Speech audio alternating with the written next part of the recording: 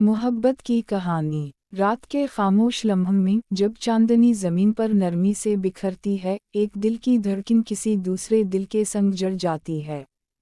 यही मोहब्बत है जो बिना कहे सब कह देती है।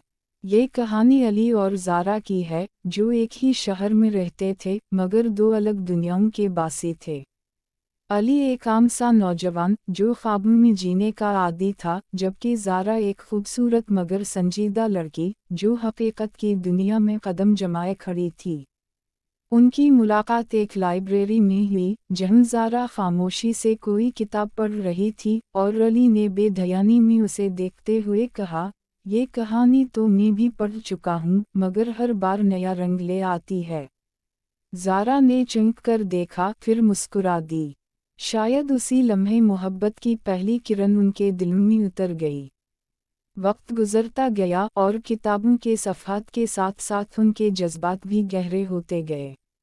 अली के ख्वाब ज़ारा के अल्फाज में हकीकत बनते गए और ज़ारा की संजीदगी अली की मुस्कुराहट में खो गई।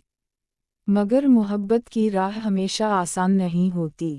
ज़ारा के वालिदैन इसके लिए एक और मुस्तकबिल सोच चुके थे और अली की हैसियत उनके मेयार पर पूरी नहीं उतरती थी। दोनों ने बहुत लड़ाइयाँ लड़ीं, बहुत आंसू बहाए, मगर तकदीर ने इन्हें जुदा कर दिया। सालों बाद एक और लाइब्रेरी में ज़ारा ने एक किताब उठाई और पहले सफ़े पर लिखा था, ये कहानी मैंने तुम्हारे साथ पढ़ी थी और आज भी ये हर बार नया रंग ले आती है। अली ज़ारा की आँखों में आंसू आ गए, मगर होंठों पर एक मुस्कुराहट भी थी। शायद कुछ मोहब्बतें हमेशा दिल में जिंदा रहती हैं, चाहे वक्त इन्हें जुदा ही क्यों ना कर दे।